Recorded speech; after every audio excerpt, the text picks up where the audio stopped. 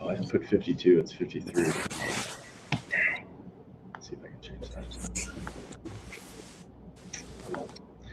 Okay. What's up, guys? John Sintez here, Cutternation podcast. Cass Kreitlow, our man, and then special guest and first time on the new streaming platform, Mike Adams, owner of the Baseball Performance Center. What's up, Mike? Why don't you tell everybody a little bit about yourself? What's going on? Thanks for having me. Obviously, if you guys haven't heard of Baseball Performance Center, we are a training facility in southern Jersey, right outside of Atlantic City. My partner Ed Charlton and I run it. I work with all the pitchers there. He works with all the hitters. So we're excited to be on today. Awesome. So I've been following you for, I don't even know we've been talking for years, I feel like, going back and forth with stuff, sharing ideas and stuff. So you and I have really, we watched a lot of each other's stuff, which is great, and it's fun to bounce ideas off you. It was cool to meet you in Nashville and be like, okay, you're not crazy either. Like, I see the same things. Yeah. I wanted to ask you about your program that you guys have over there, and I really like the style, the things that you're doing. How long have you guys been running? First of all, what is your model? Tell everybody about exactly what. I was going to say what inspired it, because I think what we're going to get to is that we have pretty similar visions on how we train players, and it actually didn't take me very long to understand that that's what I wanted to do. It took me a long time to get somebody else that wanted to do it with me. Yeah. So your inspiration is what I'm asking. Yeah. So basically, Ed and I, we were actually playing indie ball together. We're both in the same town. We used to work out in the winter a little bit, and one of the other guys we have, Chris Oakley, and we would always be throwing, and you have to pay your $30 cage fee every single time, every day of the winter. So we were playing, and we were just kind of brainstorming. We're like, dude, we should just, we should put a facility in our area. We should style it where guys can come every day and really get consistent work. So that was kind of something that we thought of when we were playing. We're like, hey, this off season, we're going to go back. We're going to try and find somewhere where we can, get on our feet and start training some guys. And then we started with the gym membership style. So it gives guys access to come 5 days a week. We do it where there's actually no times. So we're open from 2 to 9, and it lets them come anytime in between 2 to 9. We have some guys that come for 2 hours. We have some guys that hit, throw, and lift and are there for 3.5, 4 hours. So it kind of is. Yeah. If you could have let me be there from the moment I get out of school until mom picks me up, I'm there. That's where I'm at. It's awesome. Yeah. It's and that's the best part. And I mean, because obviously everyone operates on a little bit of a different clock. So if you're, you get everything done in and out, it works for you. If you're a guy who's super meticulous and likes to do extra stuff, it works that way too. And obviously the more we can get guys in there, the better they can get, and the more bought in and the more work they can get, and the better it goes. That's awesome, man. That's awesome. I love that. I found a quote in one of the newspaper articles that you guys were in, and you were just talking about how, you want guys to be in there every day, and it's kind of expensive to do a lesson every day. And yep. I totally agree. That's in our business model, and how I think we're moving more to that. This is just how we do it. We do it. Yep. It's a 1 month fee. We're starting off inching into those waters. We've been doing kind of a weekly and then a monthly, and as we expand with stuff, that would be nice for us to do it too. So it really comes down to the sweet spot of maximizing the space that you have with the resources that you have. So you just want to create a haven for kids to come and do at whatever they need to do, and it needs to be a place that you can't have the same constraints that the rest of their life has. You can't have people breathing down their neck.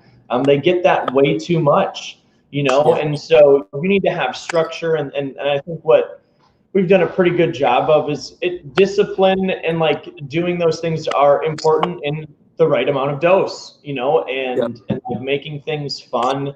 And also sometimes you got to get kids to they're having a bad day, man, and you got to get them, you got to be real with them and be on their level. And not a lot of people are willing to go there. So anyway, do you want to talk a little bit more about kind of the culture at your place and the relationships that you built with your kids?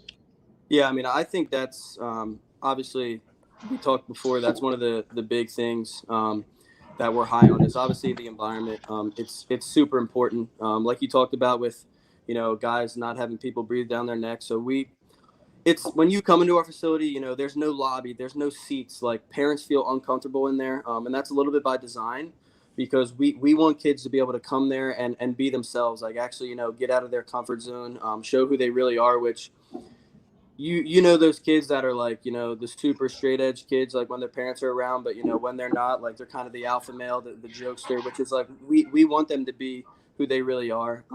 And obviously kids don't listen to you unless they believe that you really have their best interest in mind, and that you truly care about them, which is the first aspect of everything. I mean, yeah, like we do so much on the baseball side, but there's so much talk about life in general, or like guys are having girlfriend problems, and like it's you got that kind of thing that you deal with too, and it's like you flirt that line of like you need to be able to yell at them and get on top of them when they're not doing what they're supposed to do, but you're also like their friend as well, and flirting that line's tough, but if you can do it well enough, I think that's kind of where where that extra level of growth comes, that they trust you with everything that they're doing, because obviously like a traditional coach, not like a traditional coach, we're going to be with them for more hours than most coaches will ever have at this point. Like if they're training 8 to 12 months out of the year, like you're with them 5 days a week for 8 to 12 months. That's a lot of time, and that's probably double the time they'll spend with any other coach.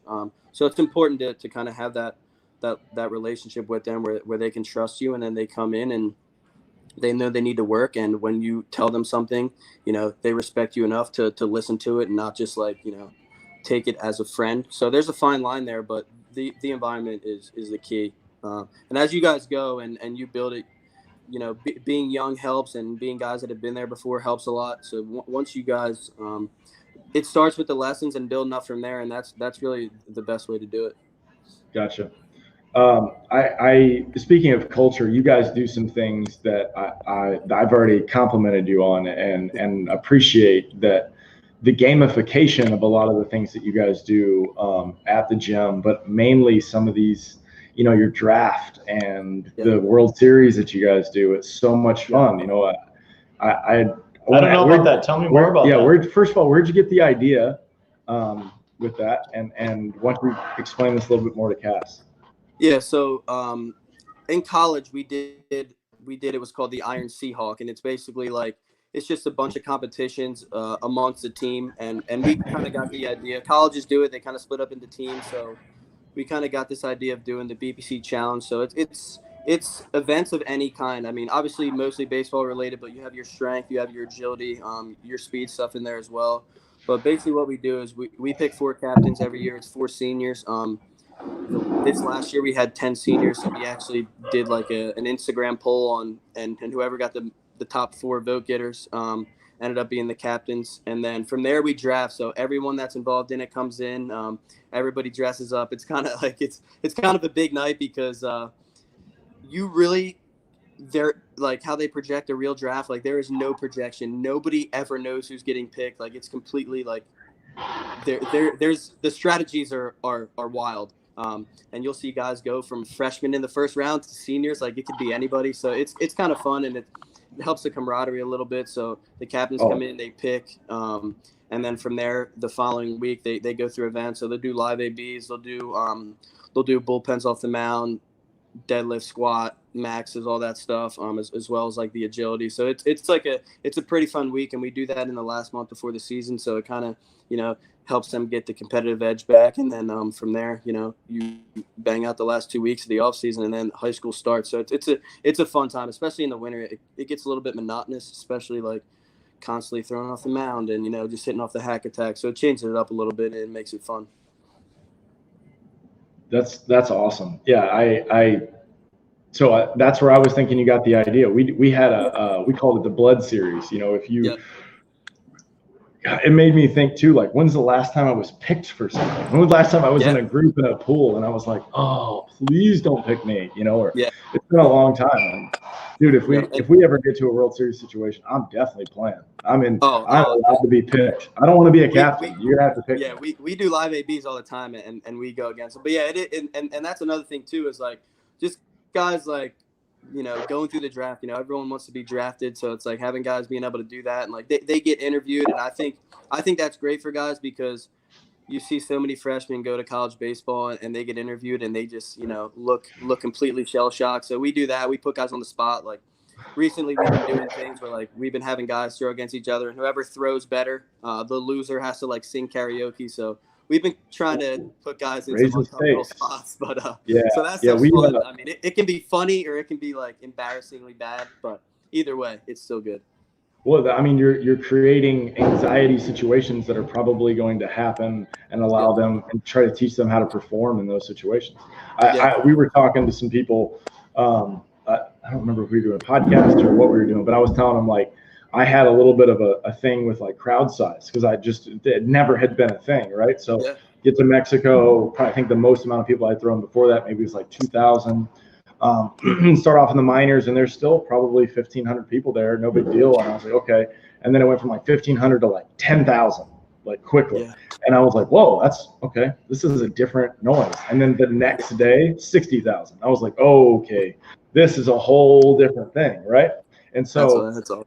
Being able to perform as you jog out from the bullpen and they're yelling "Gringo sucks," like it's a whole. But also, like it's also 2020, and kids don't actually have that much of a diverse range of skills, because everybody's like, damn, when I'm like 10, I got to start figuring out what I want to do. So I kind of have a unique perspective, because I went to my high school is in the middle of nowhere in West Central Minnesota. So I have 4 varsity letters and was in band and choir and everything else. And I'm kind of like, you don't realize it as a kid what it does. So like there's just like obviously some subconscious benefits of doing that. But like one of them that's really obvious right now is like I'm pretty good at trumpet, and it scares the crap out of me to play my trumpet in public.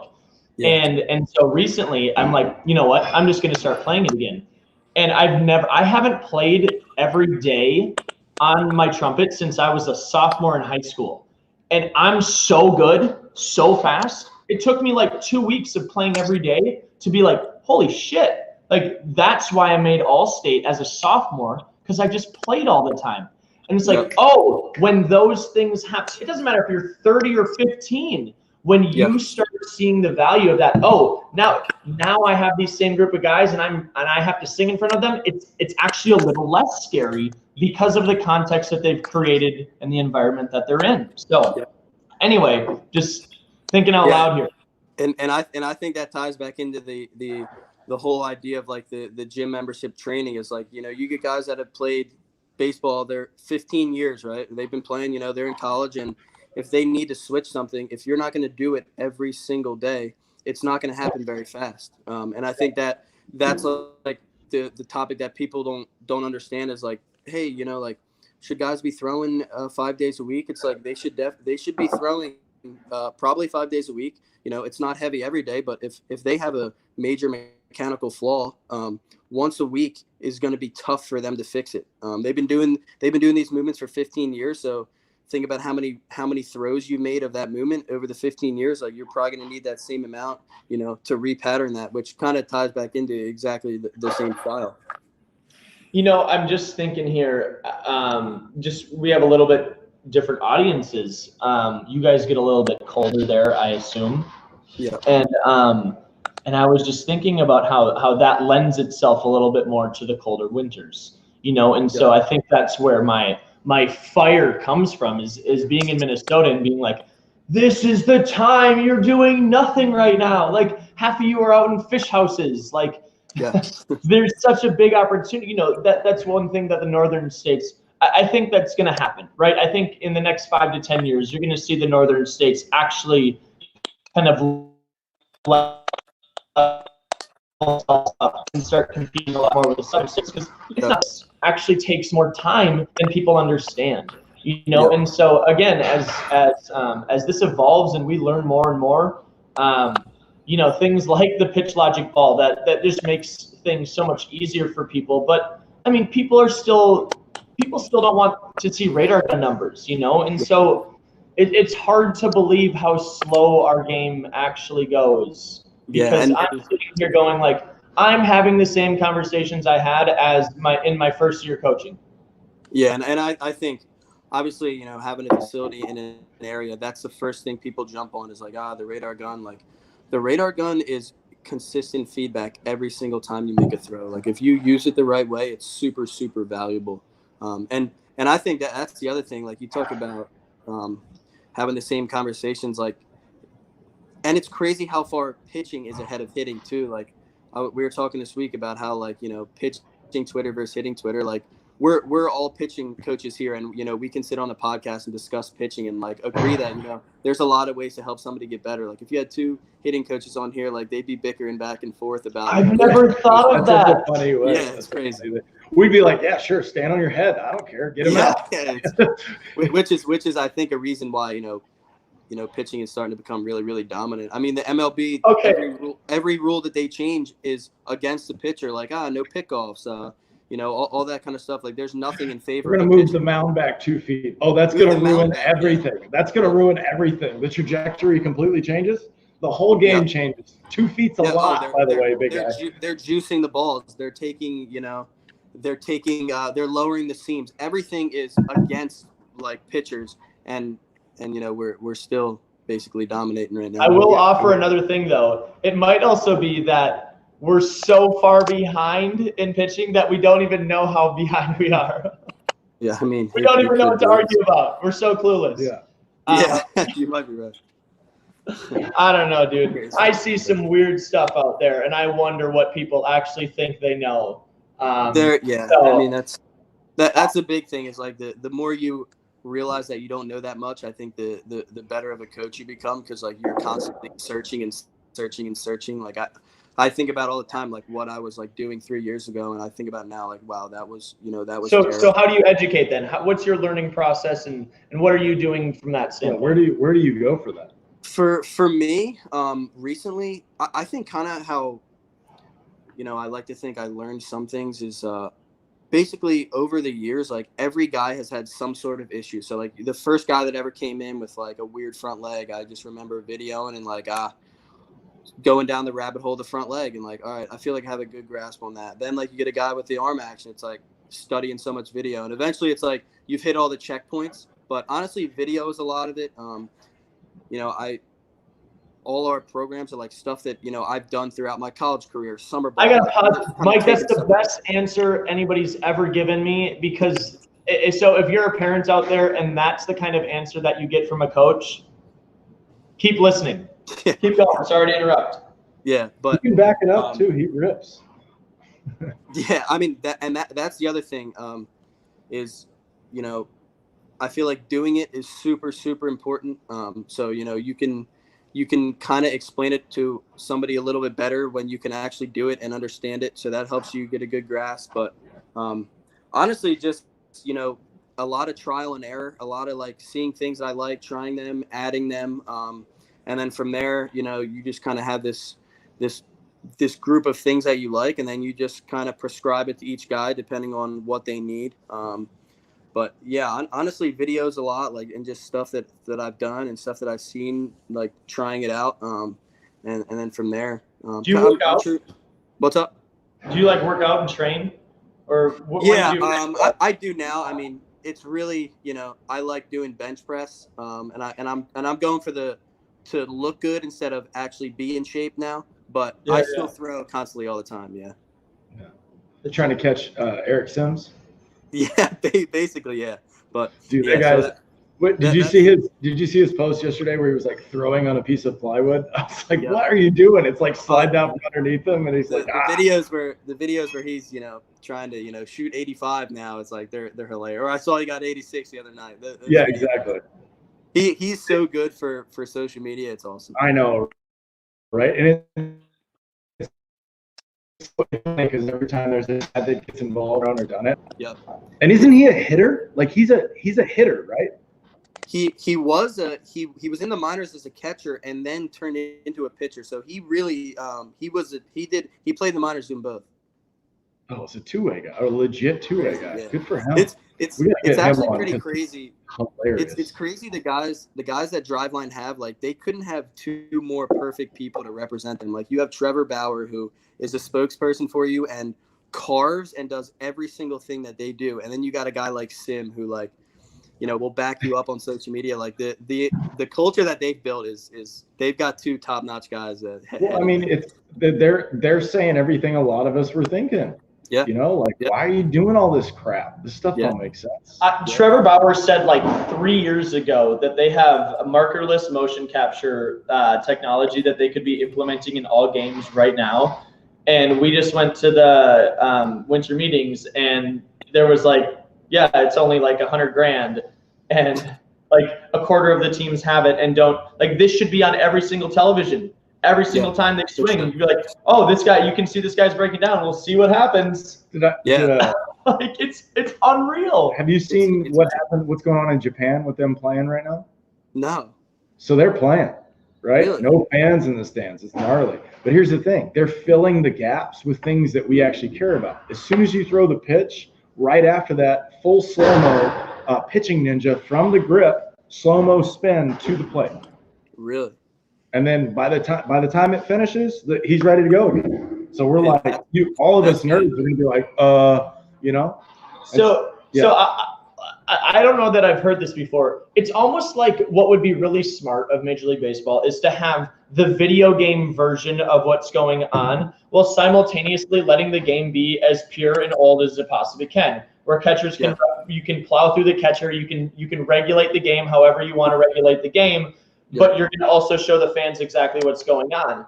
And I just feel like that would be – it just feels like it's so simple to make everybody happy here. Could you imagine, Mike, if we had real spin data in a Major League game and someone like Rowe threw like a 3,900 RPM slider and it went on Twitter? It would break Twitter. Everybody would. It would break.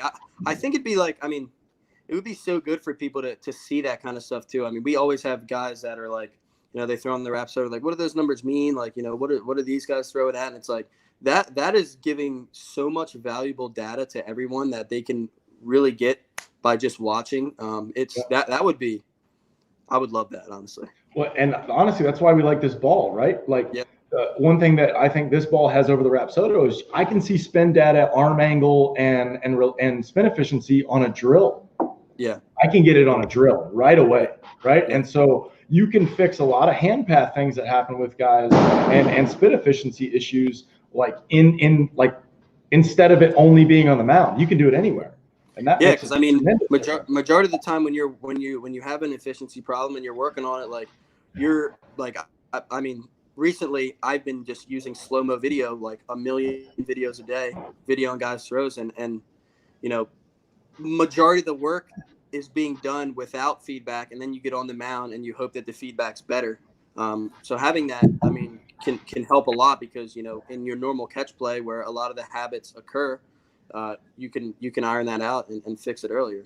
Totally. I think it's a revolutionary tool for what it does. I mean, we love it, and it's so, you know, it's faster too. You know, there's by the time the ball is caught, or before the ball's caught, you already have all your data. You know, which is huge, and it's just going to keep pushing technology to get faster and faster for how it's going to go from there. So that's cool. Well, you know, I wanted to. Oh man, I was going to ask you something too about. Let's go into programming, right? Let's go into like some throwing stuff, some fun questions, because you and I you already said it, you're a year-round thrower. Could you give me a breakdown on, like, let's go through let's say a high school junior enrolls in your program. First of all, when could we go over freshman, sophomore, junior, and senior? When do you think is the appropriate time to start investing in your training according to where you are in your year? So I think for us is what we always talk about, and it goes back to, like, everyone wants guys to play multiple sports. So kind of what we believe is that up till 8th grade, you should play as many sports as possible. Play all of them. do everything you can. And then from there, I think when you become a freshman, that's kind of the time to start investing in what sport you want to do. I mean, obviously, if you're a pretty good two-sport athlete, then, play two sports. But right now obviously you have guys committing in 8th grade and freshman year. So like the whole time to start is probably right after 8th grade ends, that summer going into freshman year, and being prepared that way. That's kind of what we tell most of our guys. And that's when the recruiting starts. And if you want to get on the board early, like, you need to be available in the summer to play. You need to be at the events in the fall, and then obviously the summer is super important. But we try to explain to them how little time to develop they actually have if they play other sports. So if you're playing, basketball, for example, you're playing from the fall all the way into the first day of tryouts. So that whole time you're not really developing. You're kind of staying stagnant, other than, puberty and general maturity when that comes into play. But through the summer, you're playing all year. In the fall, you're playing all year. Like, those 3 months are really the only time you have to, like, put effort into yourself and developing, which a lot of guys don't understand. Like, they think playing helps them develop. Like, it can for hitters. For pitchers, most of the time you're developing, like, specific tools, but, like, obviously commanding the ball and pitching. But if you don't have, the velocity part and the strength part, you're not going to get that by playing. Which is hard for people to understand. But so we start them, I would say 8th grade summer going into freshman year. So I just want to, I just want to touch on some things with the multi-sport stuff. So the more and more I know about movement, and I don't know, I mean, just for this purpose of this conversation, like, I feel like I'm a movement specialist. So yep. I like continuing to gain skills outside of baseball because of how much it helps me simplify baseball, right? Yep. So I joined CrossFit like 6 months ago. I would never tell a baseball player to ever join CrossFit. I love CrossFit. Yep. It's something that's really appropriate for what I need in my life. But I think a lot of people are looking for that perfect pairing. I hear people ask me this all the time. Cressy has said that swimming is one of the worst things to pair with baseball. Yep. And so it's like, I think what I feel about what you just said is the fact that I don't think there's anything better than just trying to get good at what you want to get good at. Yep. And there are so many levels to that statement, right? Mm-hmm. Because you have to decide, you have to prioritize what you want to do in your life, okay? Yep. And so we act like 16-year-olds shouldn't be doing this. Gosh, we need 12-year-olds to start thinking about these things, because in 6 years, they're going to have to be making one of the biggest financial decisions of their life if they want to go to college. Yep. And the fact that we don't treat them this way, I think, is a huge disservice to them. Mm-hmm. So anyway, getting back to just the movement side of things, is I think the thing that translates is competing in something else. Yeah. But I'm not quite so sure that it's important that it's basketball or football or something. Like, it could be darts. Yeah. It could be cornhole. That stuff brings out the same exact. You can watch people melt down in a game of darts.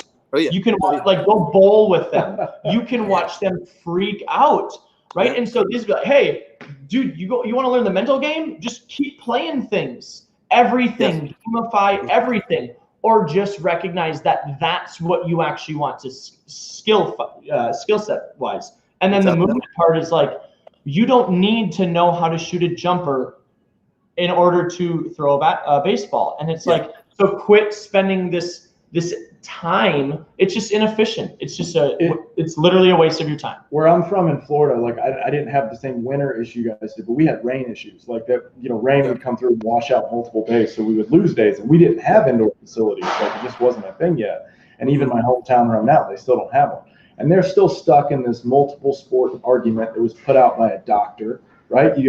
And so the town is, you play football, you play basketball or soccer, and then you play baseball. Yep. really good baseball players growing up, like just like ball, we played spring ball, and we played a little bit of summer tournaments, but we just played, and then we'd have practices, right? And it was just kind of a year-round thing. And then the kids that went off and played football and played basketball, when they came back to the baseball season, you got to think about it. You play a full football season. That's a very taxing thing to a kid. Then he's going to go in and play soccer right after that. So he's probably lost, 30 pounds in 6 months, right? Yep. And then he hasn't been throwing, but he feels like he's in good shape because he looks skinny. Rested. Yep. Right? 6-packs make you throw hard. And sure enough, you get out to baseball season, and then little Johnny has tendonitis in his elbow, and they can't figure out why. Well, what were you doing? And after being in Mexico and talking to all these coaches, and I tell him all the time, like, they didn't do it. You can look at these academies around the world, like tennis, where they have 4-year-olds starting and rolling in their program, and the next thing you know, it's Sharapova. Like, okay. Tiger Woods played golf with his dad from the moment he was 5, like 5 years old. The kid's playing golf, just playing, right? And there's story after story where you hear about big leaguers' kids, like Prince Fielder and all these people, and like it doesn't seem like it's as hard as a process if you literally have singular focus on the skills of the game and what it is in order for you to get there. I'll say being an athlete. One thing on the big league side of things is I have seen it. It's if they just exist around it, it can happen. If they get just taught, it can't always happen. Because I'm just pointing out that, like, just because you play doesn't mean you know what you're doing when it comes to your kid and how to teach him. So it's interesting. But Prince Fielder was at the field all the time. My point is, the guys that live there, right? Yeah, he's being Ken Griffey Jr.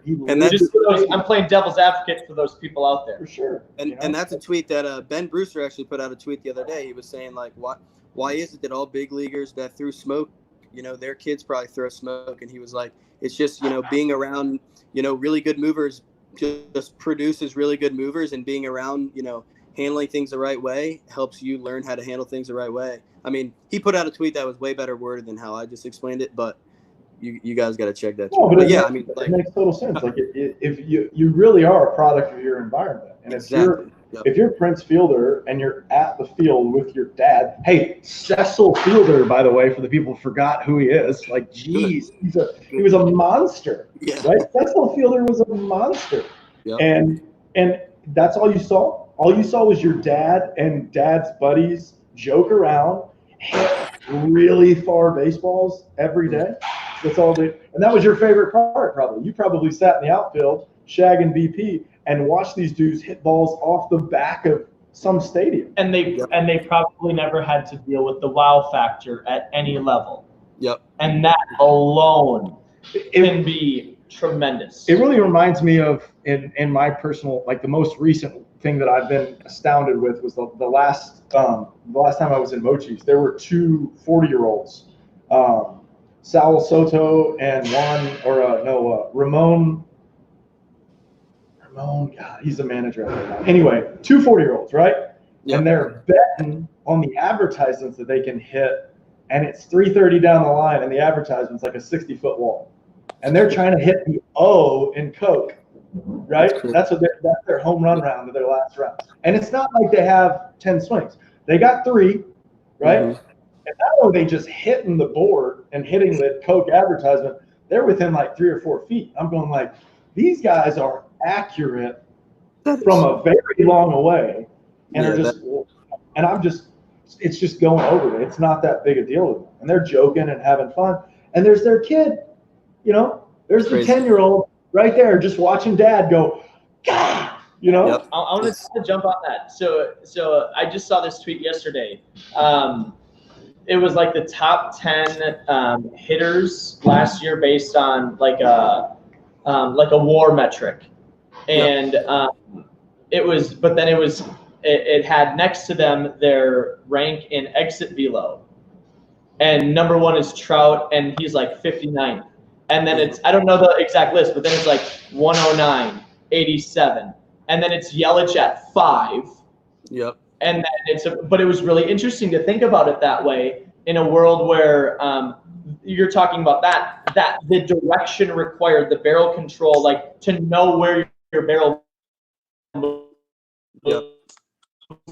to go there in any way, no matter, in my opinion, than creating a ton of bat speed, because that's two different things. Anyway, I've seen that. That's the combo we have all the time. Like our hitting guys, I mean, exit velo is, it does you no good. Yes. If you can hit the ball really hard, if you can't hit a slider. Yeah. So what do you guys talk about? Tell me a little bit more about your hitting side, because I love talking hitting. Yeah, I mean, so obviously, basically, it's very similar to what you just said. It's more about the swing. It's more about the direction. It's more about the load. It's not about how hard you can hit the ball. It's more about how consistently can you hit the ball hard, which is, What's the highest correlator to exit velocity? Squaring it up. Yeah, I mean, yeah, it's like, all right. Not bat speed. Sorry. Can you do a huge leg kick and hit a ball very hard off the tee? Yeah, sure. I dare you. I dare you to do that. That doesn't really translate into a game, when you have to have a swing that plays well enough to handle a fastball 97 in and then 88 mile-an-hour slider away. You can't have slack in your swing. You can't have unneeded movements. And I think that's kind of more along the lines of where we are in the hitting. I wish Ed was here, because he would go down a rabbit hole of hitting with you for hours. But it's definitely like pretty swing specific and simple. Sure. How do you guys train it, just generally? Your hitters. You guys hear me? Oh yeah. Yeah, we can hear you. Yeah. Can you hear us? Good. How do you attack your hitters? Oh, hold on. I think What happened? I don't know. He can't hear us. I can't hear anything. Can't hear anything.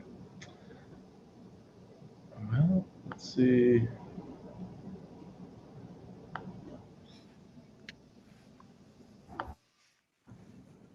Yo, can you hear us now?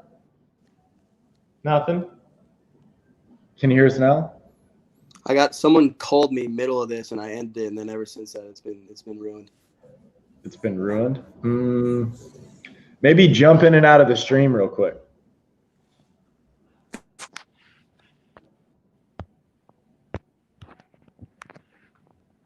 How would you have heard you say that?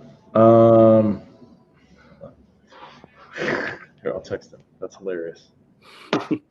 This is hilarious.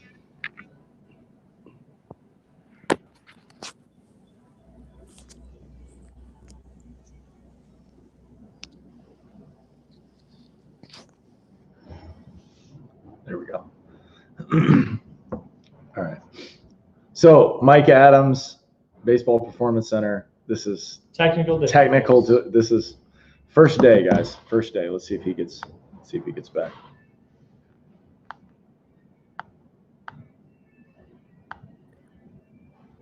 Can you hear us? Yeah, there we go. Okay. Cool. Right on. Yeah. Someone called and I ended it, and then it didn't work. Yeah, no, I was just saying, like, okay, you. I don't. So you won't speak on details like Ed might, but tell us a little bit about how you guys train your hitters, just generally, like programming and stuff. So basically, it's kind of very similar for pitching and hitting. Like, they come in on day one, and we'll break down. They'll break down the swing. They'll do it off the tee, flips, and then they'll put them on the machine and kind of see how the swings play on all three.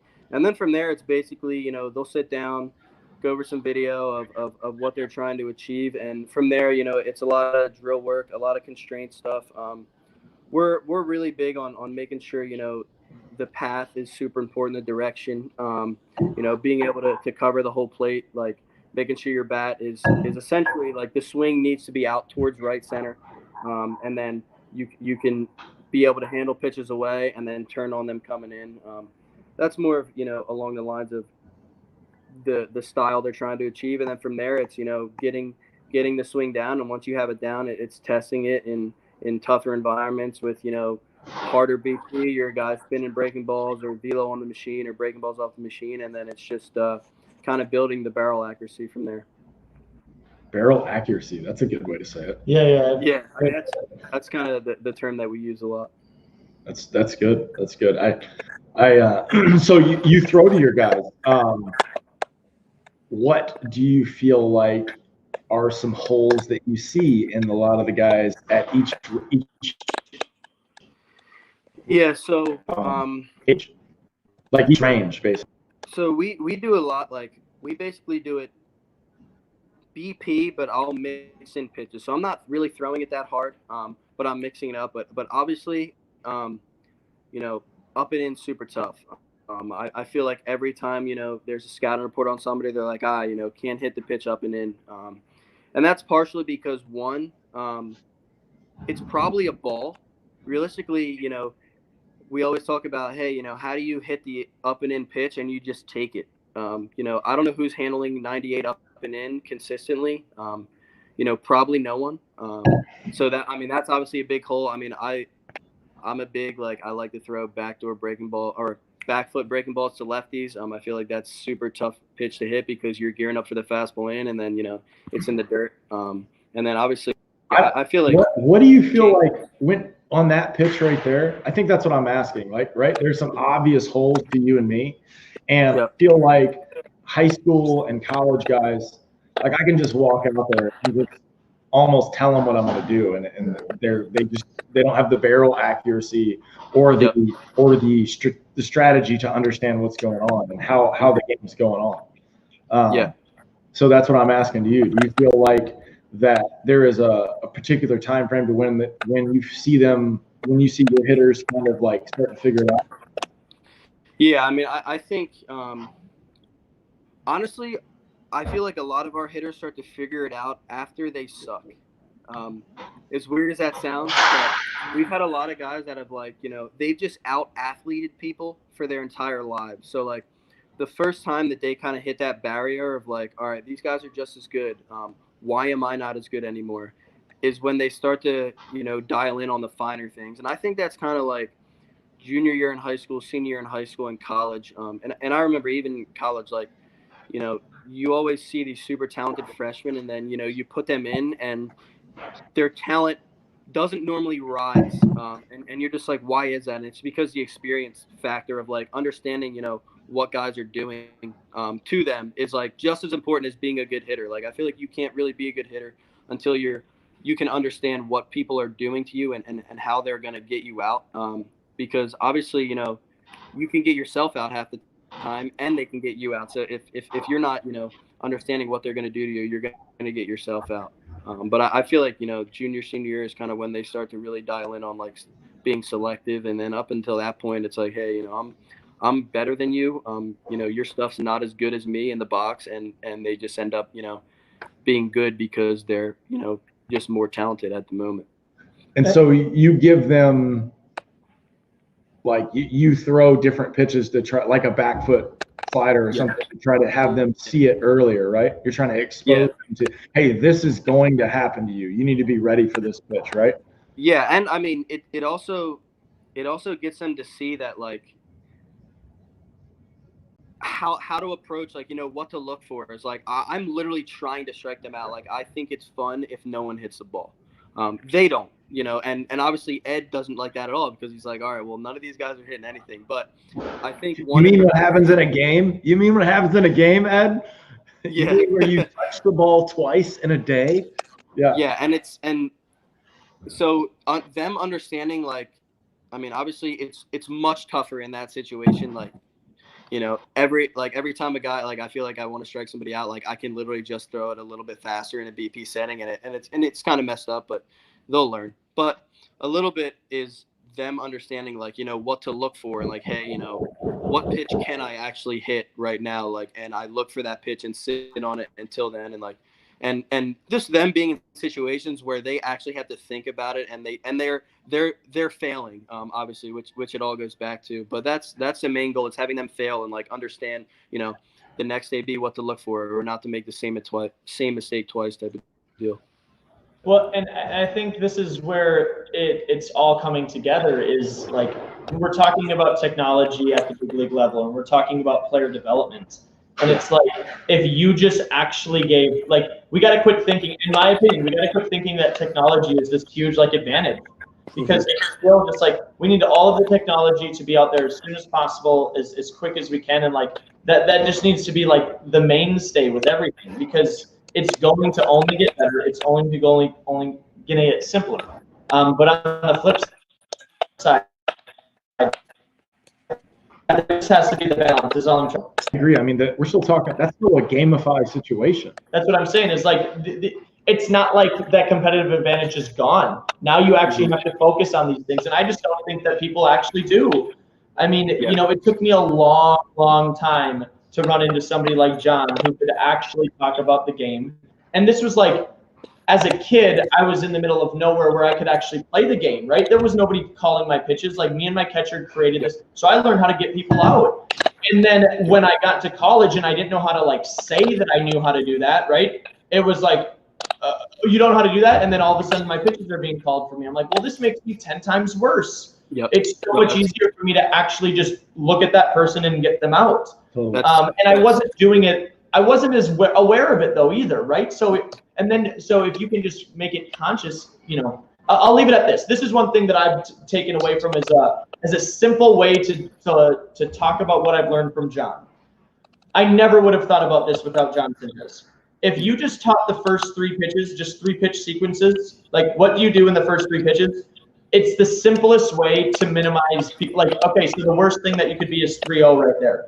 So most of the time you're going to be working with the most common counts that you're dealing with.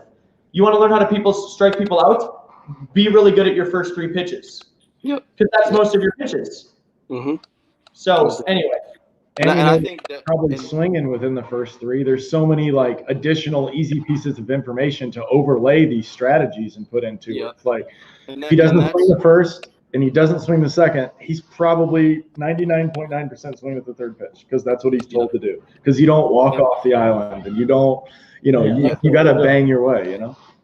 That's one of the huge things that, you know, we always talk about, you know, with our guys. So the summer team we have, like it's a really good team. We have a bunch of good players on it, but they're like, we're like, yo, you guys are calling your own game. 1, it's your ERA. 2, if you get a win or a loss, it's completely on you. So in these games, in these summer ball games where you're showing off your stuff, you're going to be the one calling it, and you're going to be the one, you know, learning from situations where it's like, you know, hey, you got the 3-hole guy up, man on third, 2 outs, and it's a 2-0 count. You know, be smart enough then just to groove a fastball down the middle and let him hit a single and get an RBI. Like, make a pitch, you know, throw an off-speed pitch, get him out, and do stuff that way. And I think that's one of the things that, like, you know, we want to coach them, but I feel like in that sense, doing less helps them a little bit more. And it's the same thing on the hitting end. Is like there's no bunting on our summer team. Like, we are not playing to win. We're playing for you guys to develop and expose yourself to school. So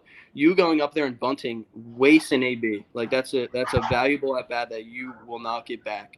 So obviously, you know, there's times for bunt. I'm not saying I hate bunting. There's definitely times, you know, to bunt, but those 2 aspects that's kind of how we play. Like, hey, you know, all pitchers, you're calling your own pitches. You're gonna learn and you're gonna figure it out. And the same thing with the sticks. You're gonna swing and be able to hit your way on base instead of having to play small ball. It's just like I can teach somebody how to bunt correctly in like 2 weeks max. Right? Yep. And like, okay, now you're going to go into a game, hey, bunt this whole game. All right, done. Like, you just learned how to do it. It's like, I don't know. So, I don't know, man.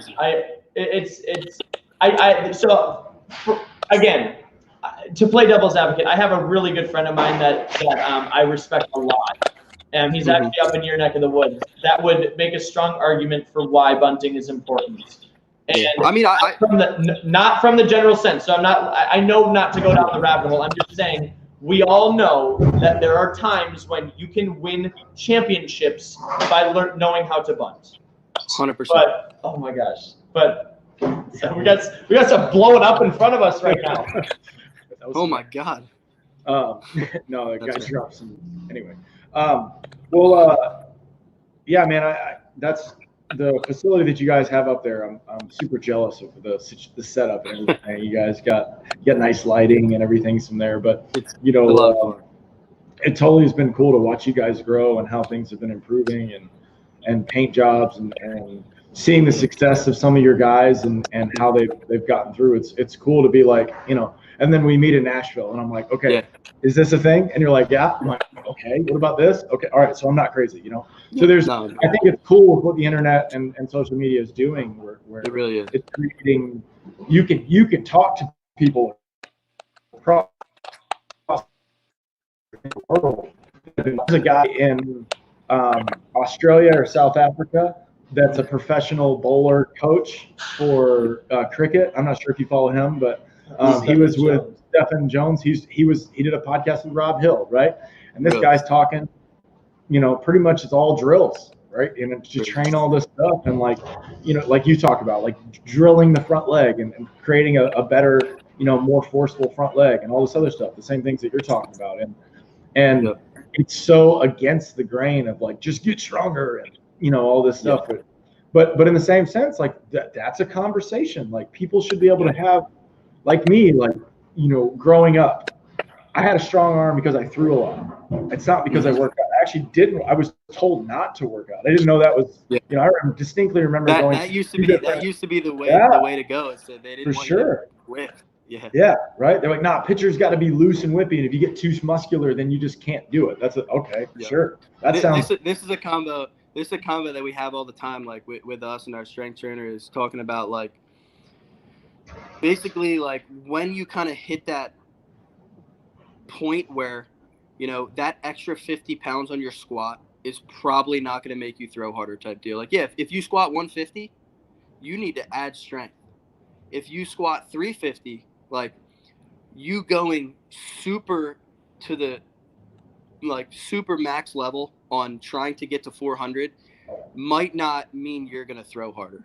And it's like kind of finding that, like, basically what we believe in is that, like, there's like kind of like Dr. Heenan's 90-mile-an-hour formula. I don't believe like there's one formula for everyone, but I feel like that's a pretty good place to start with where you need to be at strength-wise. If you can meet all those, I feel like, and you can move pretty well, you're probably going to throw pretty hard. Obviously, there's always the anomalies in every situation, but if you have a good base strength and you move pretty well, I feel like that's kind of where the money's made for you. I think it's just the classic speed, strength. Where's my right hand? Exactly. Yeah. Speed, strength continuum, right? And something that I learned this year that was really helpful and understanding the timeline for kids is that 7 to 12 years old is that window where speed is developed. The body grows really fast. They don't have testosterone, so this is where their bodies are made to build speed. And then when they start going through puberty, now is the time when testosterone's in play. You're going to be able to hypertrophy the muscles a lot easier. You're going to be able to put on mass. You can try to put on mass on a 7-year-old all day long. It's not going to work. Like, so it's just not, it's so much smarter to understand these simple principles. So yeah, I hear you, man. All on the same page. Yeah, this is the good part about pitching is that we can talk about it like this. Yeah, for sure, totally. I mean, I imagine that if all three of us, here's the thing that I think is a thing, and maybe we can do this in the future. If all three of us sat down and really watched a baseball game, what our perspective on what we think is happening would be so intriguing to the people that don't look at the details like we do. Like we talk about practice swings, and literally the hitter is showing you what he likes to do. Yep. Yeah. 100%. And you see him going like this elbow up, flick inside out thing. You're like, oh, okay. Sure. Yeah. How about this one? Like, because I hear that one. I'm like, that's how have I not heard that? That's the most obvious thing you could tell somebody. Doug Latta talks about how if you're facing Chris Sale as a lefty, okay, and you're squared up on him, you have zero chance. Zero. It's coming from behind. Second base. So why not just face him where the ball's coming from? And it's like these simple little things. You see elementary mistakes happening at the highest level. It's everywhere. And so this is. And it's crazy too, because that's why people are always like, I never go to games, and they're like, "Yo, you want to go to the Phillies game?" I'm like, "No, I would much rather watch it on my TV. Like, I can see the shape of the pitches, like where they're throwing. Like, I don't have to look up at the velo board all the time. Like, I like prefer to watch a game on TV, which kind of sucks for baseball because like you got people that really enjoy baseball, but they because this is easily solved. Change the game, baby. Yeah, exactly. Change the game. Honestly. Allow me to be at the game. This is how get the phone and see the slow mo. That's what I want. Yeah. Like and they're trying, and some of them have tried to put some data on the scoreboard. Like I know the Dodgers are doing that now. They're putting some new stuff up there, which is good. But still, I'm still leaning towards being home. But they should, because that's like, I mean, I just love the behind home plate view. Yeah, for sure. Exactly. And then what happens when you sit front row behind the plate? Love that. But you get the same view. Well, not if you sit in the wrong spot. Think about it. Yeah. If you sit in the wrong spot, you see an umpire and catcher. Yeah. That you're like, this sucks. I don't get the last important 15 feet. I don't have the angle. Mm-hmm. Right. So even if you go to the game, you don't want to sit like you think that's the seat right there, right? Yeah. Hey, CEO, you can have that seat. Go ahead, buddy. I'm going to go about, I don't know, 30 rows back, be a little higher. And I can get this whole thing right now. Now I can really see the guy catch the ball and do all this and watch the guy get fooled and see him out front and stuff. You don't see, I just don't see a lot of the stuff on the internet lately where, I love Trevor Bauer breaking down pitches and what hitters are doing and stuff like that. And we're watching all these older games and we watched, or I was watching the Astros White Sox, and Pettit was on the mound, right? And Pettit ripping cutters inside to every righty. First pitch, cutter inside, either paint or ball, right? And you can just see the White Sox just going rip foul, rip foul, rip foul. And I'm like, dude, there it is. That's it. And then so he's going cutter, change, and just like, you see the rollover. And then you start realizing like, well, this guy, the third baseman's playing the chopper, so he's even with the bag and he's a couple steps over, so he can either cut it off. And then you look at the shortstop, he's not playing normal, he's playing 2 steps in the hole, so they're pinching. And then the second baseman's playing straight up. And it's like, okay, well, now you can see these guys that are like, when you're talking about barrel accuracy and control, like there was a point in the game that I feel like has been lost on the hitting side where guys could literally play tennis with the ball and put it anywhere they want, knowing what they're trying to do. And we've seen it with these older at bats, like where who was the Boston? Was it Everett Cabrera? We were watching game 2004. I think it's who we were watching with the Red Sox in 2004 when they were playing the Yankees, right? And you can see that Mussina's on the mound and he's going cutter away, and he's trying to get around it and throw it in the 6 hole, and then he comes fastball up and in, and then he gets 2 strikes. And then he goes cutter away, and Cabrera goes with it and then shoots a base hit over the second baseman. It's like, when he got 2 strikes, he switched his game. Like he was sitting inside and pull the whole time, and they got 2 strikes, switched to away, and then, thank you, I got it, right? And he just dumped it over there. And people don't see that side of the game where you're like, as a pitcher, you're like, dang, I should have thrown a changeup, or I should have thrown a fastball outside. I didn't catch him switch to his 0-2 strategy where he changed his whole thing. Well, and that's the other thing, too, is that I don't actually think it's that complicated, because when it comes down to it, I mean, I'm a 2-pitch guy. So, like, if you listen to me talk about how I get people out, it's comical because I have 2 pitches, and I'm really good at getting people out because I'm just playing with the same exact game, and then I flip the script, and sometimes I do weird things where, like, normally I'll throw, like, 60% fastballs and 40% sliders. And sometimes I'll just like not throw a slider for 10 pitches in a row. And it's like that messes with people so much. And then like when you're able to recognize those things on the mound, it's game over. I always tell kids, people are not playing the same game as John Sintes, right? And this goes back to what I was saying earlier, but this is so fun. We could literally talk all day about like, oh, this sequence that I did and like what happens when that sequence doesn't go right.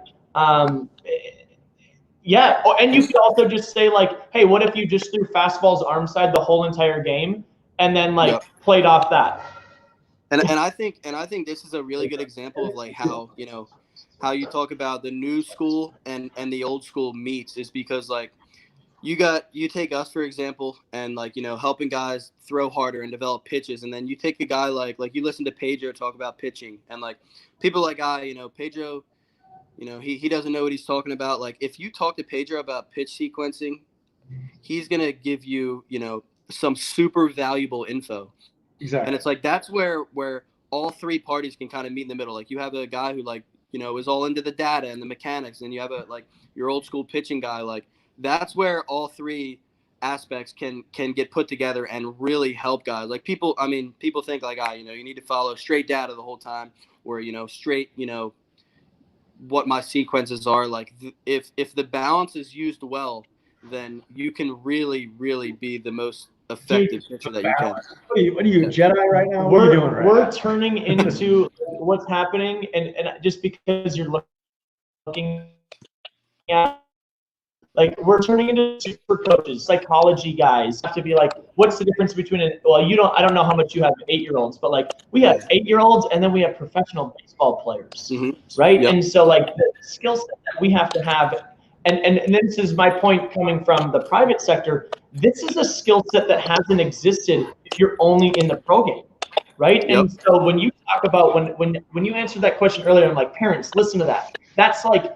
That's actually what matters, is how often have you had to take somebody who had no idea what they were supposed to do to get better and completely change the way that they thought about it, right? How many times you've done that is going to be like, so because now we realize based on technology and this, that you really have to be, you got to wear a lot of hats as a coach. A lot of hats. And I think this is a really good example too. Like, this is what we talk to our guys all the time, is like, all right, and it's pretty good. Like, we talk to college coaches about it too. It's like there's a difference. Like, imagine your career is like an airplane, right? So, and then you have coaches that, help you fly the plane. So it's basically figuring out like a pilot versus a mechanic. So like, you go to college, your head coach has so many, they have to do recruiting, they have to do scheduling, practice plans, gear orders, all that stuff. And your head coach helps you fly your plane essentially. And then, when the plane breaks down, when your mechanics aren't good, your swing's not good, that's where like the mechanic steps in. And that's like where I would consider myself like a mechanic. Like, that's what I like doing. And figuring out, what coaches are what is huge. And it's not that, your college coach can't be a mechanic. It's that he has so many other things on his plate that he has to do. When you have 35 guys on a roster, your second guy out of the pen's back leg might not be, his biggest worry. It's helpful to know as the athlete that it's unlikely that they'll have that skill set. Yes. And I think like the whole pilot versus mechanic deal is like what we talk about all the time. And it's like, your coaches, if your swing is really good, you get around a good coaching staff and get a really good approach, you can be really good. If your swing's bad, you're going to need to find a mechanic. Or if it's not bad, you need to find a good pilot. And it's the same kind of thing of them understanding that. And I think you need both pilots and mechanics to have, for your plane to fly successfully. So it's good to like have those both. And if everyone works together, it can be a safe flight. And to be honest with you, like that's what I'm sitting here going, like, it's interesting what's going to happen in the game right now, because the private sector, there's a lot of us like that we're having these conversations, and these are different because let's be honest, like we're pilot and mechanic, and there's a lot of people that are authorities in the game that struggle to do both, and then when there's two different teams, now it's the communication breaks down, and goodness, it's a real complicated system to keep it all going. But that's a great analogy, by the way. Good job. Yeah. That's my favorite analogy ever. Yeah. I was thinking like, totally. Let's get a mechanic. Let's do it. Right. It's a good way to like explain it, and I think that one hits home with most people a lot of times. Yeah, for sure. Okay, so let's get into some your favorite stuff right here. What do you like right now as far as like cueing and phrasing? Because I love your guys' stuff. Is there anything that you feel like is kind of right where you want it to be? So, I mean, obviously for right now, this time of the year, I'm kind of on a new like spin efficiency kick. That's been like the thing that I've been on recently. And right now, this time of the year, like mostly everyone's on the mound. So like, your mechanical adjustments have been made. You're prepared to be in a game. So we've been on a huge efficiency kick, is like using the clean fuego ball, which is like the half balls that kind of give you that good. So we've been doing that a lot and trying to get, trying to pair pitches. As far as the mechanical stuff goes, when I was actually at ABCA and I listened to Randy Sullivan talk from the Florida Baseball Ranch, he was giving the 8 variables in throwing velocity and the 8 variables in throwing health. And The first one in each of those was the back leg, which I thought was really, really interesting. And he was just explaining it like in simple terms, like obviously it's the first move. So if you can do the first move right, it's going to make it a lot easier for everything else to fall into place. And if you don't do it right, every other move you make basically has to compensate for the wrong move. And that was something like when we first started doing this, I was like, for some reason, like when guys fix their back leg, like that's how they jump. And I was like, it makes no sense. Like even with a bad arm action, like this guy jumped because his back leg. And like once I kind of saw that, I was like, it makes a lot of sense now, just because it kind of sets everything else up a little bit easier. So obviously, you know, that's normally the first thing we go after with guys, is cleaning that up, one on the velocity end and two on the health end. Yeah, I'm in the middle of making a video, and it literally says the first move matters. It's been fun. One of the things that I've really enjoyed working with John is like realizing what things I've done well and realizing what things I haven't done well. And I keep on going back to that thing, because what resonates most is that my young self was actually pretty good. Because I just paid attention to what was working and what didn't. You know, I didn't see anybody as an authority yet. You know, where I got in trouble was when and this is a pretty big theme in my life, is like anytime that I get in trouble is when I think somebody knows it more than anybody else. Because like the only person that can know anything more than anybody else is you.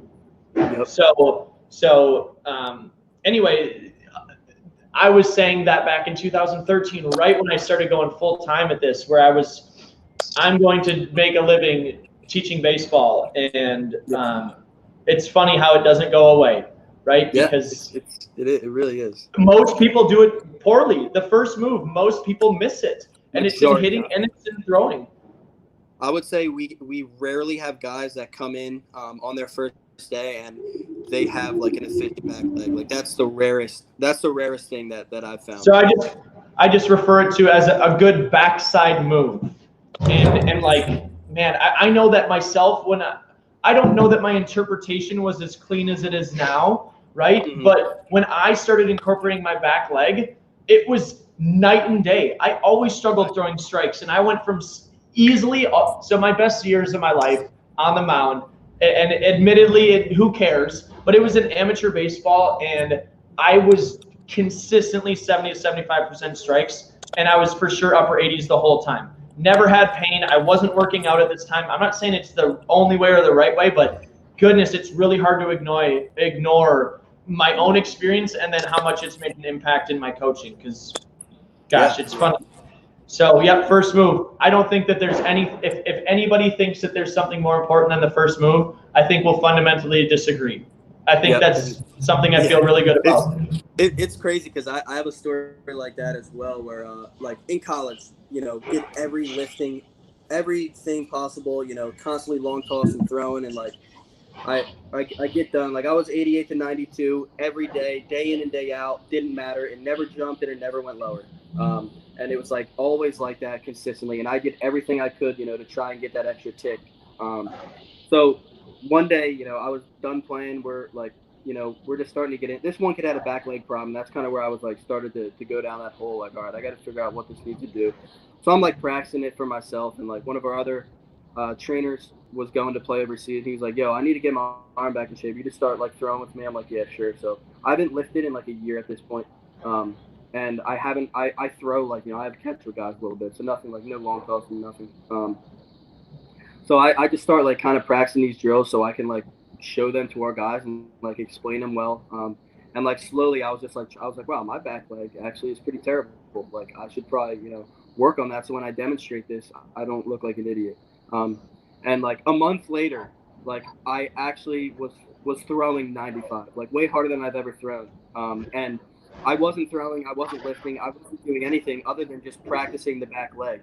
And I was like, that makes a ton of sense. Like I was trying to figure out why, and I was like, there could be only one reason, because I've done only one thing different, and it was clean up the back leg. And I was like, from there on, I was like, it definitely matters way more than I thought it mattered. So just because I haven't really said it this way in a while, so a lot of people haven't heard me say this. If you prioritize the back leg and you just like annoyingly don't think about anything else besides better back leg, better back leg, better back leg, you'll start realizing that you can be focusing on making your back leg simultaneously or paying attention from it, right? And so we just got this new tool called Synapse. I don't know if John's told you about it, but it basically exposed my back leg right away. So I realized that when I was in this, if I wanted to push off my backside as hard as I could and keep my front leg internally rotated, my back leg internally rotated. Mm-hmm. I had never realized that in my entire life. So if I don't internally rotate my front leg, my back leg stays in a much stronger position. So if I go and I say, hey, I'm going to throw like Yu Darvish or Tim Lincecum, right? My backside is going to be brutal. But if I say I'm going to kind of like Justin Verlander it, or I'm going to, I mean, that's the best way to think about it. Like his front leg barely comes back. It's just like up to his, right? And that's going to make me so much faster. Now, I want to offer one thing else, because we have a lot of people who know exactly what I mean right now. So if my lower half is just neutral like that, then the upper half will kind of wind around that.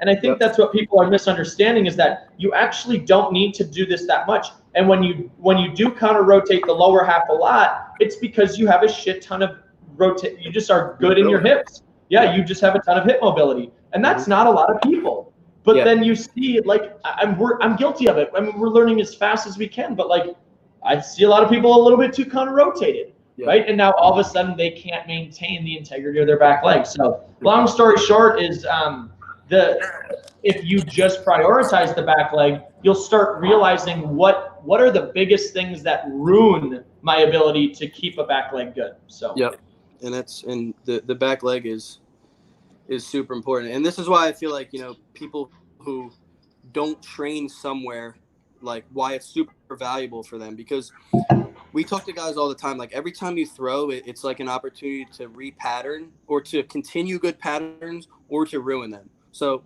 if you, like, that's why you'll see a lot of guys, you know, go to college, you know, they're 88 to 90, they go to college, and next thing you know, they're 86, 88, and you're like, you know, why have you dropped? And it's like, they're doing completely new things. And if they're not being under a watchful eye, you could be doing those new things completely wrong, and it could make you worse, which I feel like actually happens more times than not. Guilty, right here. That's right why here. it's Got me. important. Sign me up for that issue. Yeah. Yep. And on that same thing, that's why I think something like this, right? If you know, I honestly feel like I got swindled, like, right, as far as like what happened with my throwing, what I was told to do. You know, you can't, you know, okay, I'll shorten it up, whatever you tell me to do, right? But if I would have, you know, because I was such a team guy, right? And if I would have been throwing bullpens with radar guns and would have known what I would have been at, and I did something and it didn't feel right, because I felt it right away. I'm like, that doesn't feel good. I didn't feel like I could locate. And I got it's a new thing. You're just going to have to keep practicing until you figure it out. Yeah, so it would have exposed the coach. Okay, cool, right? So I just kept doing it, right? And then it started feeling, it doesn't feel like it feels now. I distinctly remember it felt pushy and tight and slow. And that's what he was saying. That's what you wanted. And I was like, okay, whatever you say, man.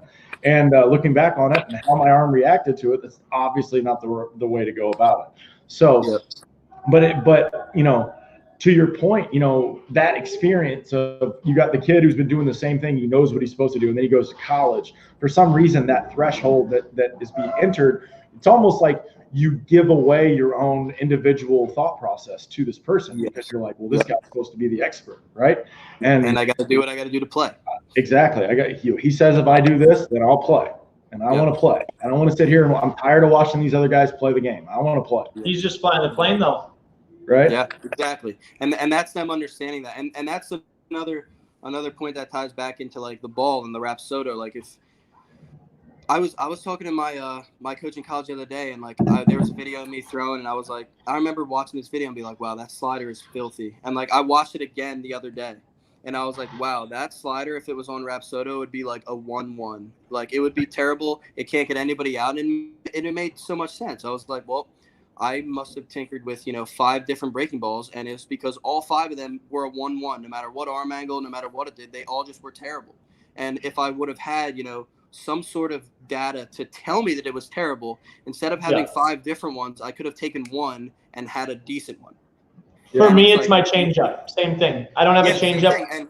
And even efficiency on fastballs. Like, we have guys now that are like, you know, we're looking at this one kid the other day. He was throwing 88 with 23 vert like over the summer, and we're looking like, all right, you know, why are you throwing 88 now? But it's only 16, and it's like his efficiency 70. And we're like, having data before and after, like, just like make sure that, you know, you're continuing on that path. And if you don't have it, you literally don't know. All right, why am I getting torched now?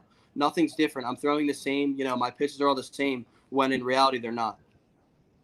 Well, and okay, so on that, right, even if you don't have the spin efficiency thing, I think the step before that, which would have made sense to me if I'd have known this, if someone would have filmed the ball coming out of my hand in the window.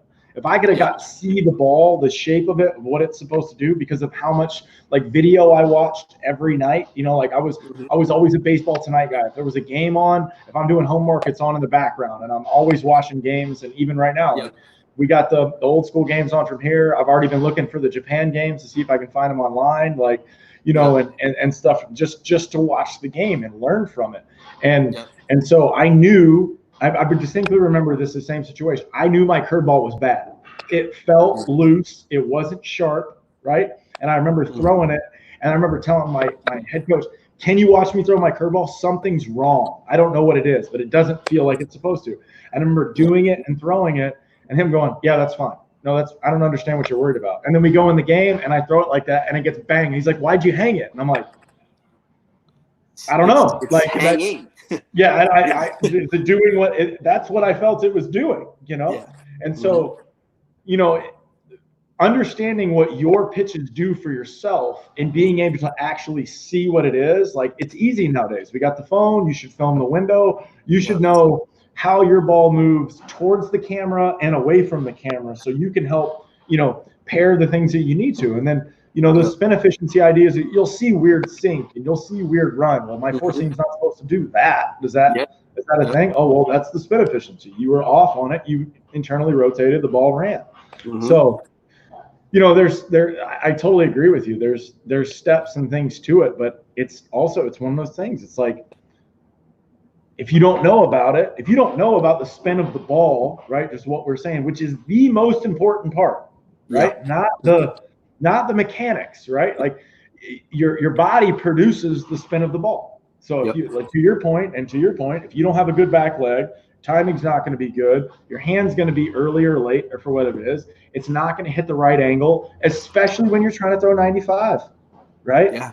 And so it's just going to massively cut into the aerodynamics of the ball, the rotation of the ball, where it goes, you know, the confidence that you have, you know, how comfortable you are with it. So I think it's tremendous. The ball is the most important thing. Yeah, people can't be like afraid of data. Like, it's not overtaking anything. It's just being implemented in certain situations where it can really, really benefit. Did you watch there was a podcast with Sonny Gray, CC Sabathia, Bauer, and did you watch that? And they're talking about when they're on the Yankees, how, you know, they had all the data. They knew that they were behind, but they just had no one to interpret it to them. And you know, they were trying to learn. And then Sonny Gray had a really bad year, went to Cincinnati. You know, they knew what they were doing. And all of a sudden he's an all-star. And like, he was, you know, spinning his breaking ball and his fastball at like 3,000, but, you know, at like 75%. So like, there was no life. And, you know, he went to Cincinnati, they took the data, and now he's, you know, had like a top 5 year last year.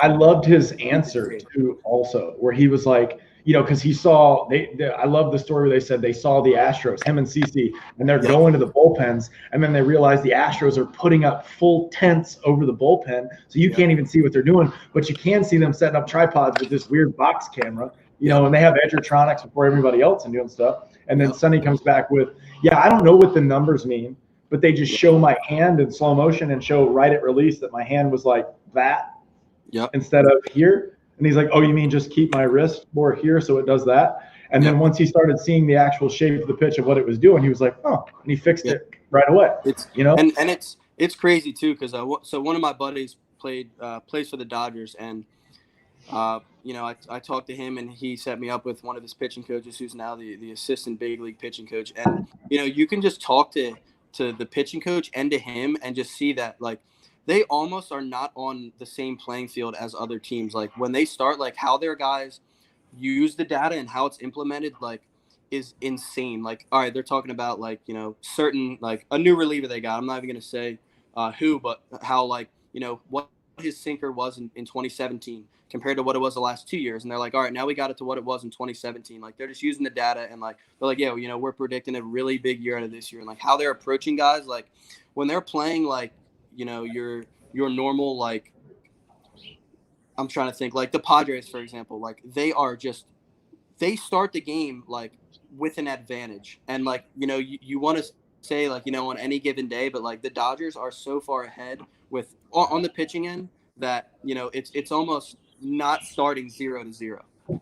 That's cool. Like how they're using everything is just, you know, they're just so far ahead. It's crazy. I would like, it's got Rob Hill too, and he's a smart dude. And and his job, he's a pitching coordinator, and he goes around and helps design pitches and works with mechanics all day long. Like no other teams have that.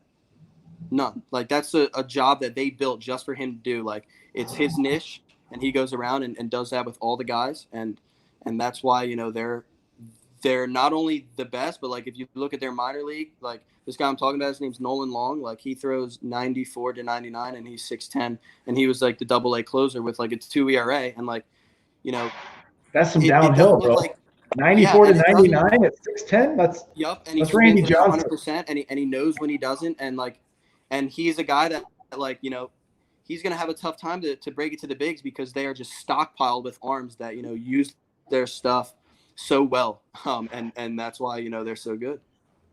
Well, now you're bringing up a whole nother thing where there's the backup in the system and how Major League Baseball has turned into a farm, and you know, we don't have the relievers that, you know, the Vance Worleys and the thing. They're too expensive because there's just too many guys that throw. Yeah. You know, but in the same sense, like with these guys, they're farming these guys that are coming out that are throwing 94 to 99.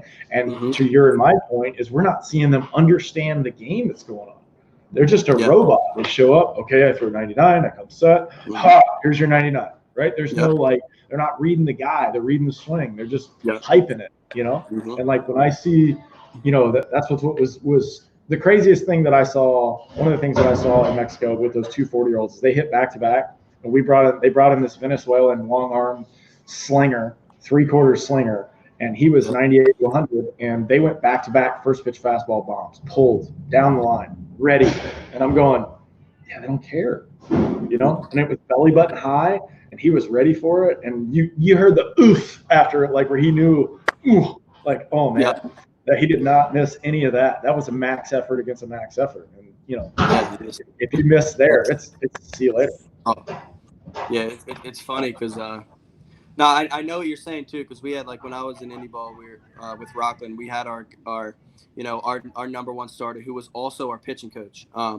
His name was Richard Salazar. You know, he was, I want to say, you know, mid-30s, been pitching for 20 years. So he's probably throwing 84 to 87 at this point, you know. And we get there, and you know, the first pitch of the game, 50-mile-an-hour breaking ball.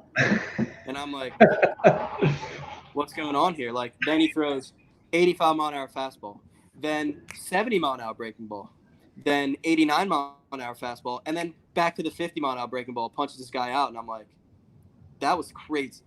Like, like lobbing it, like, you know, like so slow that, like, you can't hit it, but you're just watching him, like, toying with hitters. Like, just any situation, like, I'd be like, you know, this guy's probably looking for that lob breaking ball. Like, he throws it, they'd freeze. And it's like just and that's the whole, like, Maddox Bartolo Colon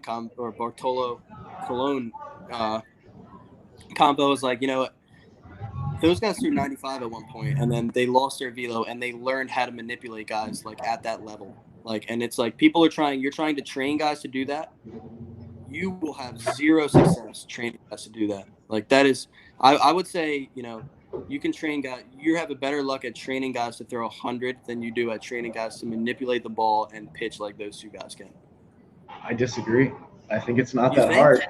Yeah, bro. Because there's a math formula that you're missing, right? You're talking about speed ranges is what you're talking about, right? Yeah. So that's the difficulty of it, right? They couldn't wait, right? So 50 is a hard thing to practice, right? But with curveballs and how you can do it, my curveball's easy 20 underneath. And when I face guys like that, and I go from if from curveball to fastball, you can see that their relationship to speed is different, right? So, and to your point too, this is where I think the fastball and the slider have become an issue because those speed ranges are too close together. Yeah. You know a slider. You can be like flick it and fight it off. If it's too slow, you'll be out front. So what you're talking about with Maddox, like Maddox and Bartolo, for what they were doing, they started playing with movement, right? But then they're playing with movement that, dude, my Siri keeps. That's annoying. Yeah, Mike, I'm with you. John's trying to push a thing here. No, I know what you're saying. I don't think it's that hard to teach someone to understand how to stay inside of ranges that matter for 10 miles But he's saying manipulate the ball. He's saying okay. I know what he's saying. You definitely. I mean, you can definitely teach changing speeds and how to pitch. But I'm saying like to their level of like, all right, let me throw this two seam, with to A-Rod. Yeah, like, and dot it. Like, I'm talking about like to the elite level. Like people always use those two guys as an example. It's like, Greg Maddux this, Greg Maddux that. Like, okay, you're not going to throw 82 and get to the big leagues like that. Bartolo Colon threw 100 in like the 1997 All-Star game. Like, he threw noise and learned how to do that, and it takes years and years of like manipulating it like that. Well, and that's what I'm saying. Like when I say it's not that hard, like obviously it's difficult, right?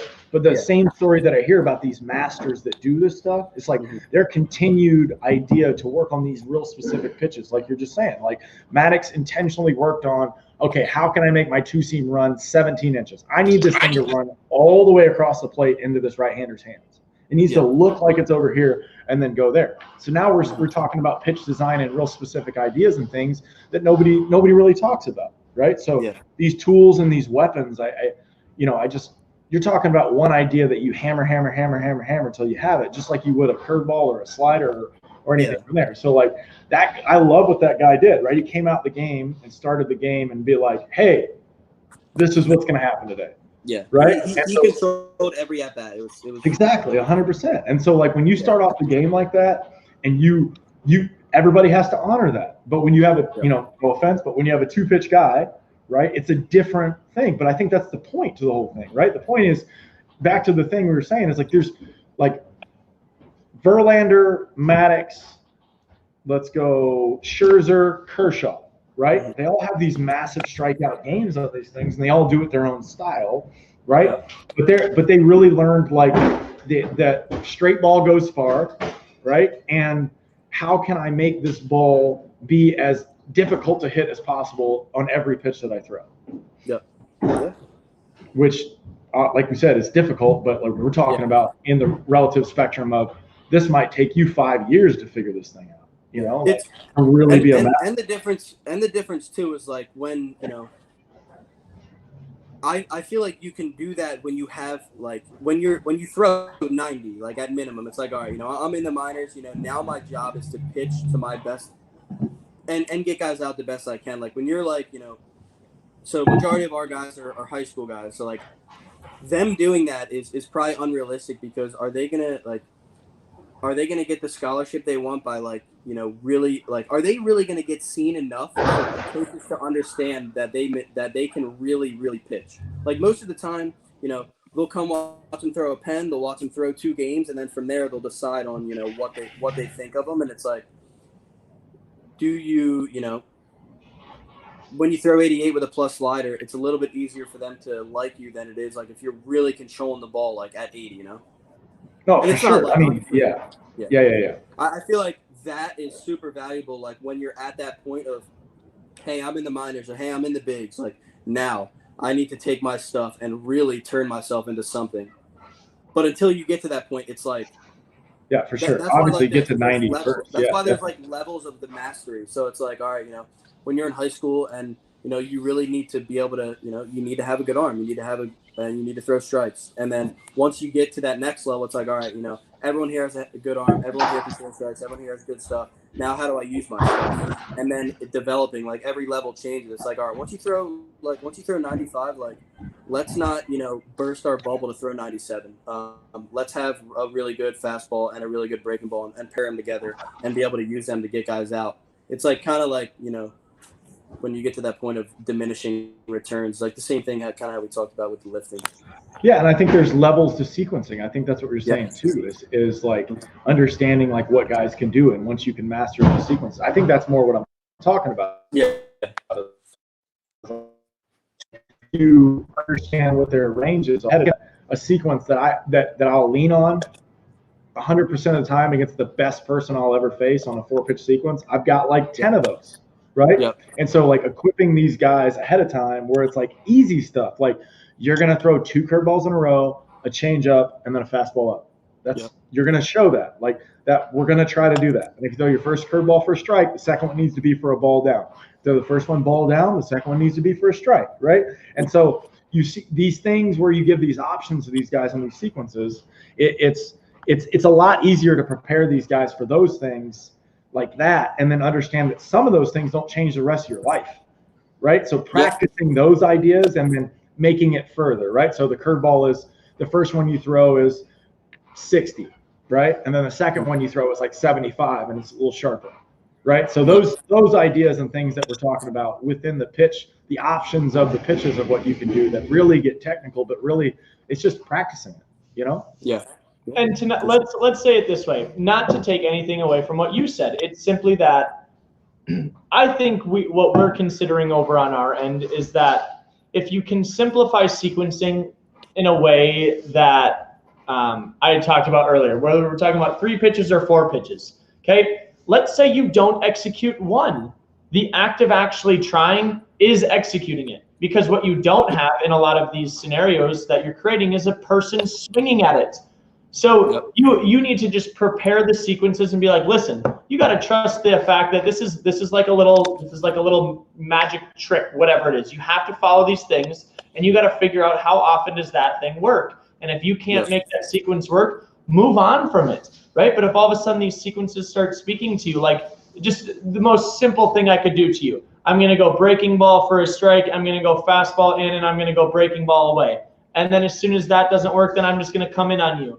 And then I can decide what to do there. Like that's just in every other. That's so basic, and you don't see it executed very often. Or just like, you know, and then on the flip side, you take a little bit further. If that was actually such a simple thing that we would do, one, we'd see it more, and two, when we do see that, we don't see hitters that know how to react to things like that. So John says it all the time, like, hey, did you guys remember when I threw a first pitch fastball 8 times in a row and every single one of you watched it? Because you showed, the first guy showed me that that's what your approach was, so I just let that happen. And it's like, what are we doing here?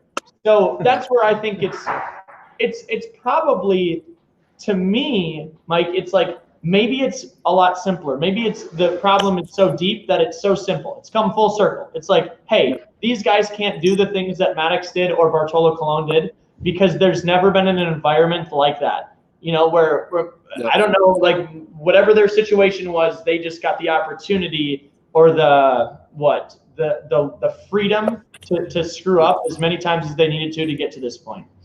Yeah, and I think that's where, you know, the whole why baseball is such a good game, because a lot of people don't understand like the mind game that goes into everything. Like, all right, you know, you could really execute your pitch and it could get piece in a gap. You could miss your spot and get a K. And that's what people like don't understand. And sometimes you could miss your spot every game. And I mean, the whole stat about like Scherzer, you know, won the Cy Young and missed his spot by like an average of 7 inches, like for the whole season. It's like, hey, and why? Why do you think he did that? Why did he miss his spot so much? He knew how to miss.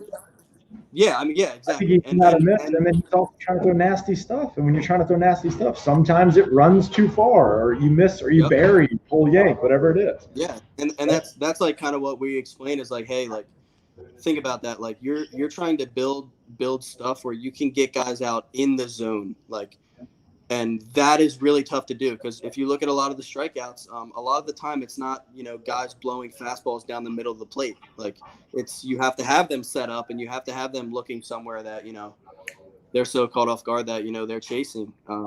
But I think that's why, you know, baseball is like it is, because you can do everything right and get bad results. You can do everything wrong and get good results. And you can, you know, have terrible at-bats and you know, you can go up and bunt and miss your first 2 bunts, and you know it'd be 0-2, and then they throw you one and you put it in the gap, and you're now a hero after your first failed 2 bunts. And it's like stuff like that is pretty crazy, and that's why, you know, I think that's why we're drawn to it so much. Is the art of not throwing strikes. Yeah. Yep. Like I'm going to throw some stuff, you know, and I may hit the spot, I may not, but I'm just going to keep fighting through this thing, you know. And I think that once you're allowed the freedom as a pitcher to not be afraid of a 3-2 count and like not be afraid of a walk, like the sky's the limit on what you can really start allowing yourself to get comfortable in. Like, you know, you see it all the time in college where you walk 2 guys in a row and he gets yanked. But in the big leagues, you walk 2 guys in a row, they're going to leave you in for the 3rd and see if you can fight your way out of it, because you can still get a double play, right? There's still options here to not give up a run. It just turns into this weird, ugly inning, but then you get the double play, you strike the guy out, it's a 0. Well, it was a weird 35 pitch inning that you had there, you know? But nobody scored, so okay, we're still fighting in this thing, you know? The name of the game, Exactly. Well, hey, I think we went through 100, you know, hour and 35 minutes. I know, right? This was so easy. I knew you were going to be awesome on this. Thanks for being our first guy on the streaming platform. Thanks for having me. I'm honored to be the first guy. Any other time you want to do this, count me in. Definitely. Well, now that we have this the round table idea thing that we have is going to be something that we can get some good people on here. So if you have some suggestions on some people and stuff that you feel like would put a good conversation and content, you know, let's get your buddy Mike in there and let's just keep this thing for Ed. Ed, sorry. Yeah, you're Mike. Mike, Ed, that's hilarious what I said that. We'd love to do that. For sure. I mean, there's so many good personalities that especially at ABCA, like Go Catalyst, you would love them. Cordell, you know, all of us outraged. And now we're like, you know, he brought up the point the other day, like, why are we surprised? Like, I'm not surprised at anything anymore with Major League Baseball, all of the things, you know. It's like, well, you can see that it's obviously there's some weird things going on. Very, very. So cool. You got anything? How do we tell people about who you are, where you find you, that kind of stuff? Instagram, we are at Baseball Performance Center _. Twitter, it's at _BPCSJ. Those are our two main social media platforms. So probably two of the best. Like, you don't need to mess with anything. 2 of the best. We don't need to mess with anything else. You know, Twitter and Instagram. I mean, I don't need TikTok. I don't need the other thing. No, I thought about that, but I feel like it'd be more of like, you know, a clown show than it would be, you know. That could be something. It's like, hey, will you run that? Will you just make some stupid stuff for us here? Thank you. Yeah, that's a good idea. All right, Mike, we appreciate your time, man. This has been a fantastic conversation. Hey, stay healthy. Appreciate it anytime. Thanks for having me. You guys, thanks, buddy. Stay healthy out there. Yeah, we're doing what we can. We're doing what we can for sure. All right, buddy. Appreciate it. Thanks again. Appreciate it. Have a good one.